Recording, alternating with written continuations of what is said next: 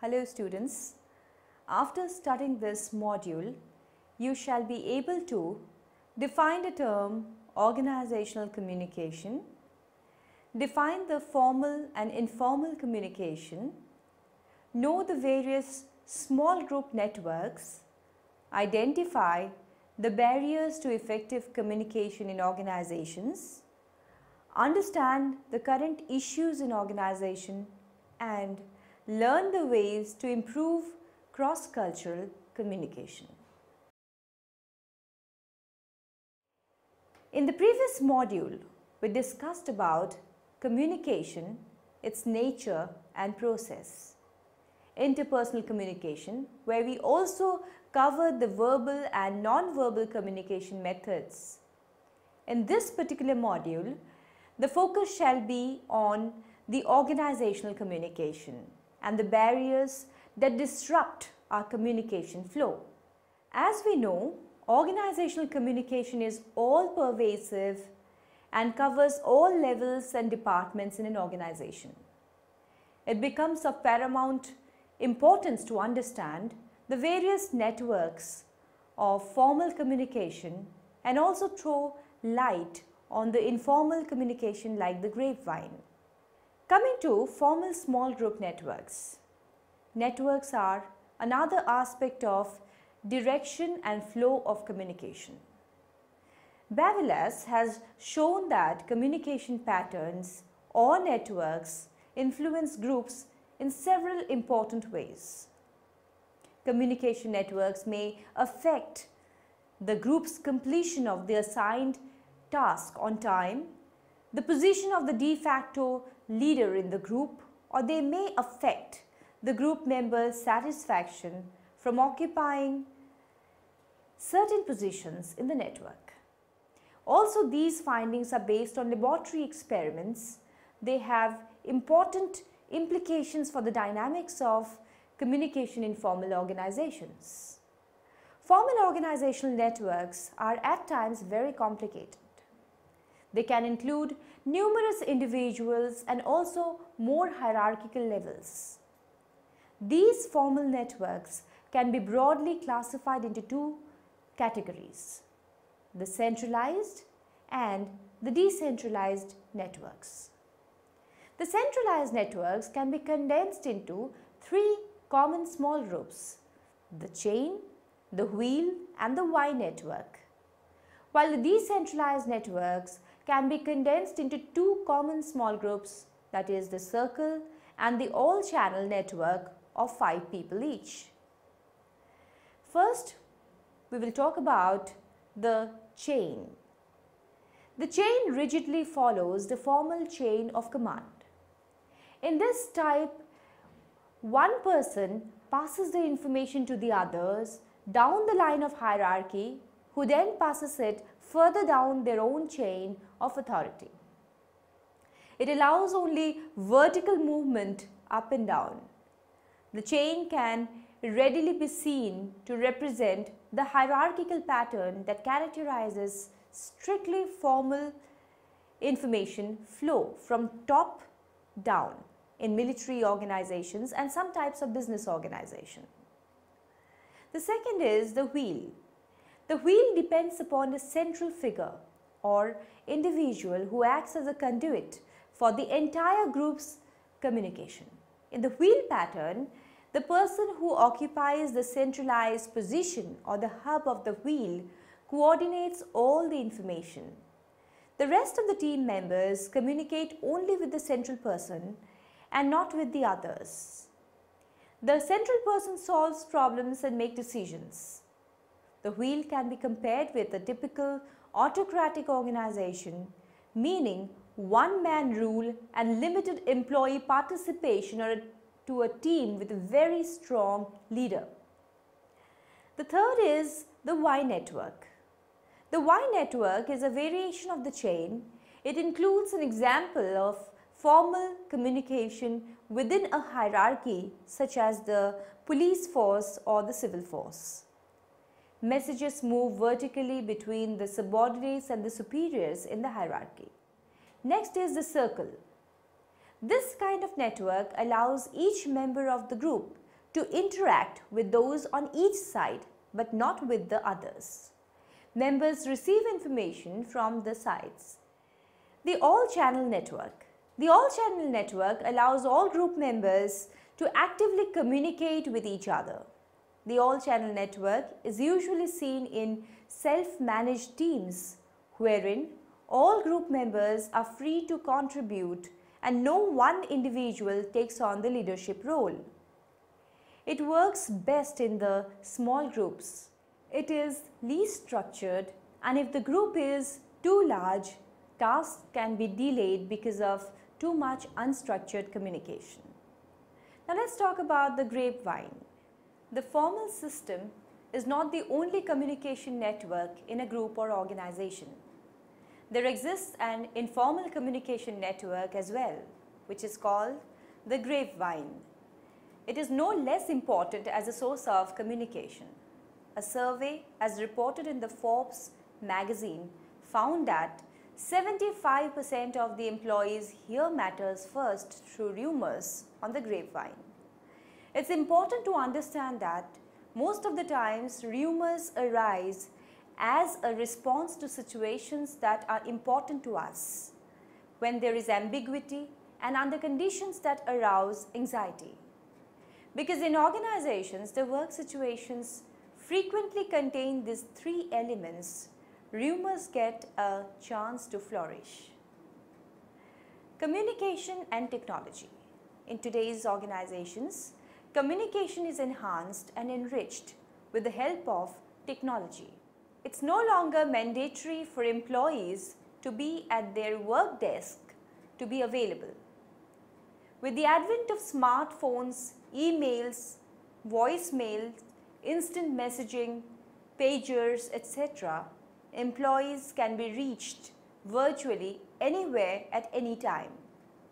Due to these boundaries between work and non-work within organizations and between organizations are becoming blurred. Let's talk about the electronic mail, which is email. Email uses the internet to transmit and receive computer-generated text and documents. It is widely used worldwide. As a communication tool, there are many benefits of email. Email messages can be quickly written, edited and stored.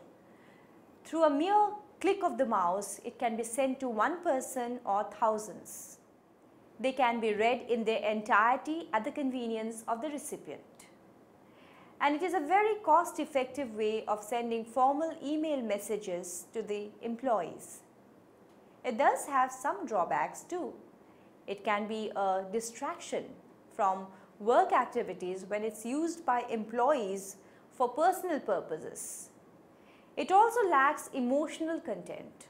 Also, the non-verbal cues in a face-to-face message or the tone of voice from a phone call convey information which doesn't come across through email.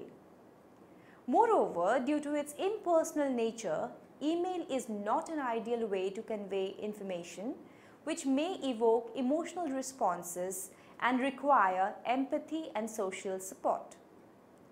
Finally, the remote nature of email may fuel conflict spirals which have been found to escalate ill feelings at double the rate of face-to-face communications. Many individuals are able to say things in emails that they would never say to someone face-to-face. Let's talk about instant messaging.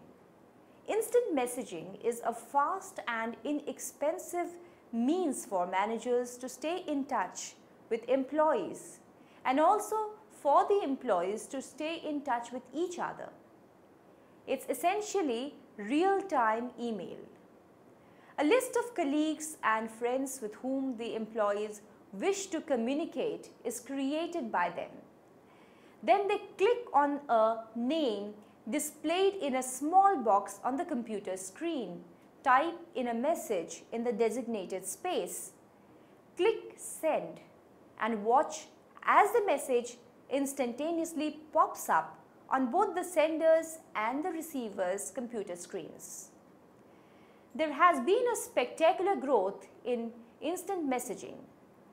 Despite its widespread use, instant messaging is not going to replace email.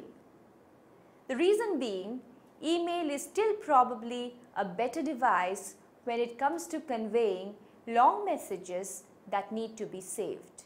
Now let's talk about the intranet and extranet links.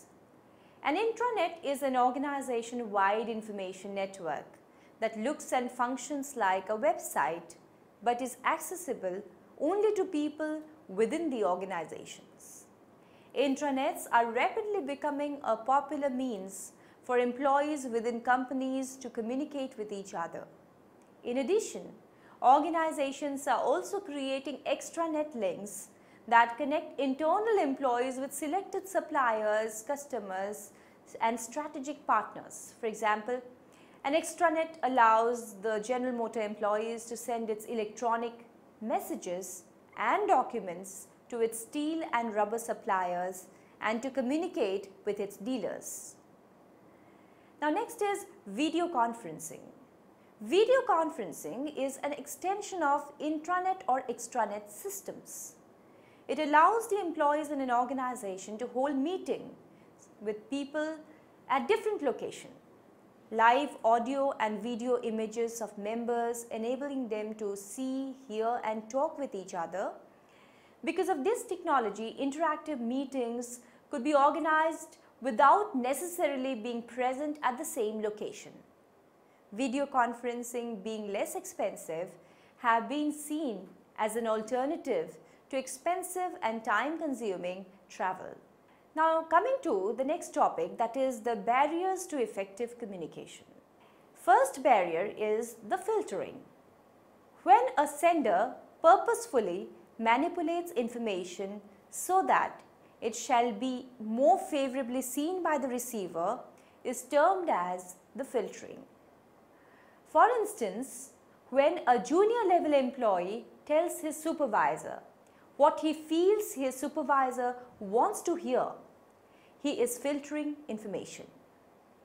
Filtering is directly proportional to the number of levels in the organizational hierarchy. This implies that more the vertical levels in the organizational hierarchy, greater the opportunities exist in filtering. It leads to distortion in upward communication because it results from factors such as fear of communicating unpleasant news, and the desire to please one's boss often leads an employee to distort information. The next is selective perception. One of the frequently used shortcuts which people use while judging others is selective perception.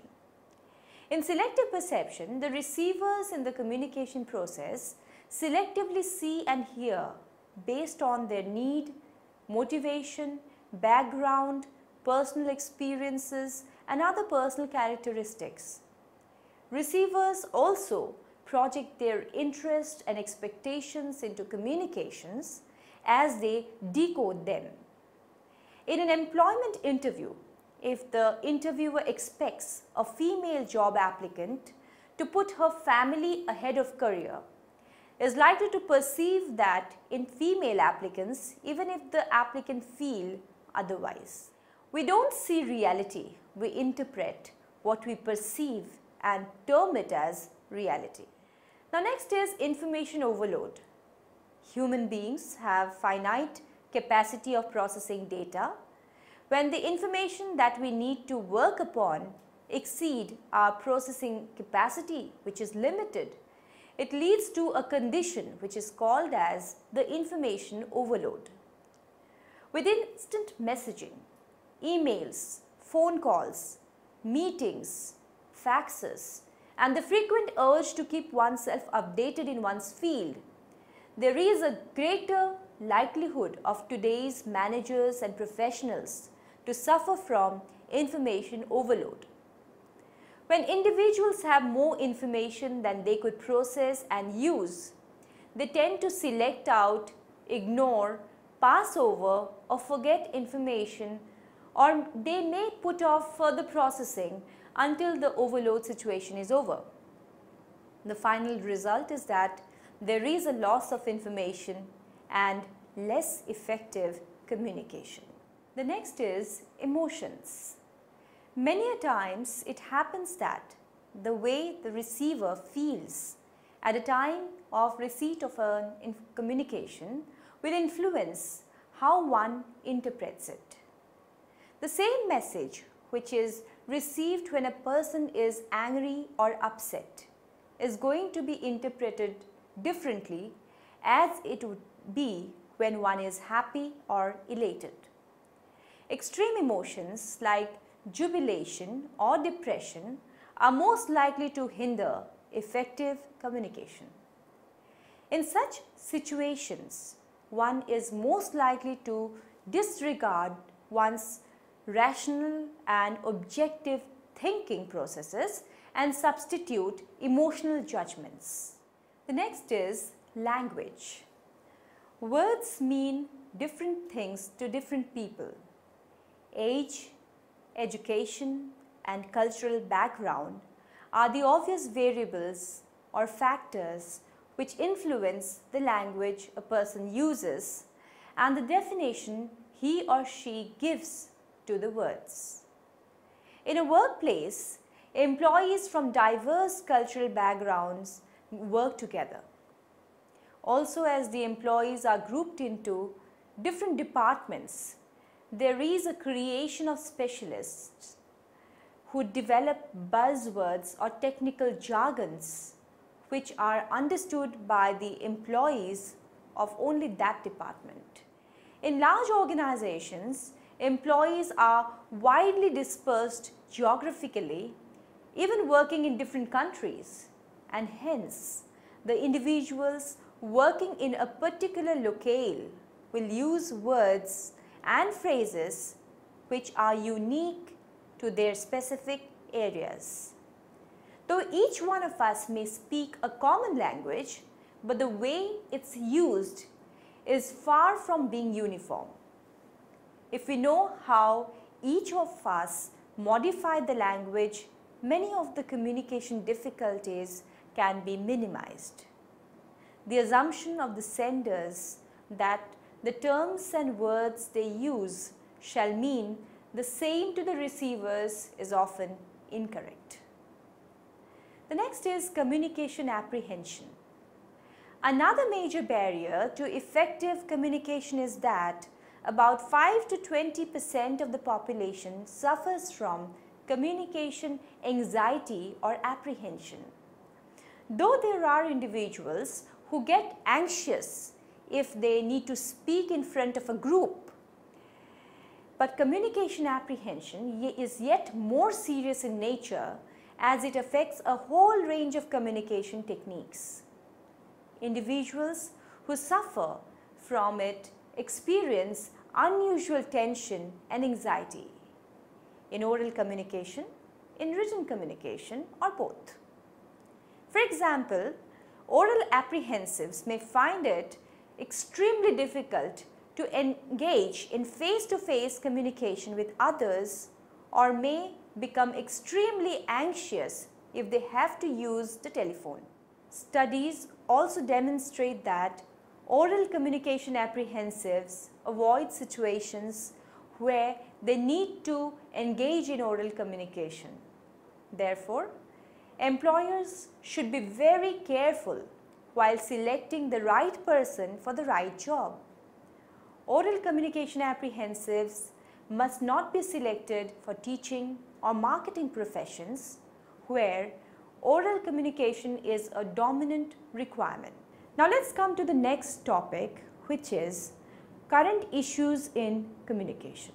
There are 3 current issues of relevance which are related to communication in organizations. These will be described right now. The first is communication barriers between women and men.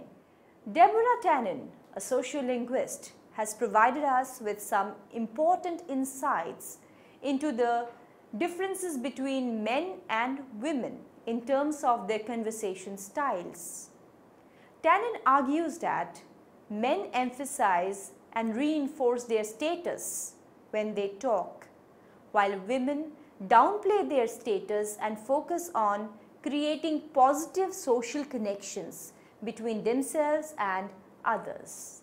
Thus, when men tend to say I, women tend to say we. Her conclusions can't be generalized to every man and every woman. Men are often more direct than women in conversation and are more likely to see the female indirectness as covert or sneaky.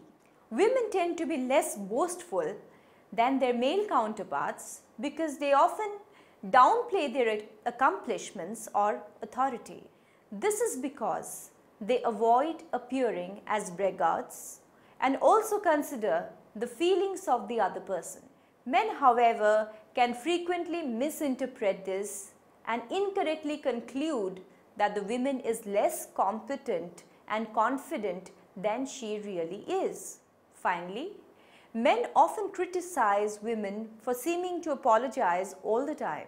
For many women, I am sorry is an expression of understanding and caring about the other person's feelings rather than an apology. The solution, although not easy, lies in appreciating and accepting the different styles that people have. The next is politically correct communication. Most of us are acutely aware of the manner in which our vocabulary has been modified to reflect political correctness. It's important that we be sensitive to others' feelings. Usage of certain words can and do stereotype, intimidate, and insult individuals. Therefore, with an increasingly diverse workforce, we need to be sensitive to how words might offend others. But there's a demerit to political correctness. It may lead to complicating our vocabulary, which might in turn make it more difficult for people to communicate. Words are the primary means by which people communicate. When words are eliminated from use because of them being politically incorrect, there is likelihood that the messages are not conveyed in the clearest and the most accurate form. Larger the vocabulary used by a sender and a receiver, the greater the opportunity to accurately transmit messages. On the contrary, by removing certain words from our vocabulary, we make it all the more difficult to communicate accurately. When our words are further replaced by terms, the meanings of which are less well understood, there is an increased likelihood that our messages shall not be received as were intended. Therefore, we must be sensitive to our choice of words and be careful that it does not offend anyone. But at the same time, we need to be careful not to sanitize our language to the point that clarity of communication is clearly restricted. A manager should be aware of this challenge and aim at finding a proper balance. The next is cross-cultural communication. Even under the best of conditions, effective communication is a challenge. Cross-cultural factors clearly create the potential for increased communication problems. A gesture, for example, which is well understood and acceptable in one culture, can be meaningless or lewd in another. Cultural barriers which can create difficulties and problems in cross-cultural communications will be discussed now. First is barriers caused by semantics. Some words don't translate between cultures. Words mean different things to different people. This problem usually arises when employees belong to different national cultures. The second is barriers caused by the word connotations. Words imply different things in different languages. negotiations between Japanese and the US executives becomes difficult because the Japanese term "hey" translates as yes, but its connotation may be yes, I am listening rather than yes, I agree. Barriers caused by tone differences. There are cultures where the language is formal while in others it's informal. In some cultures, the tone changes depending on the context.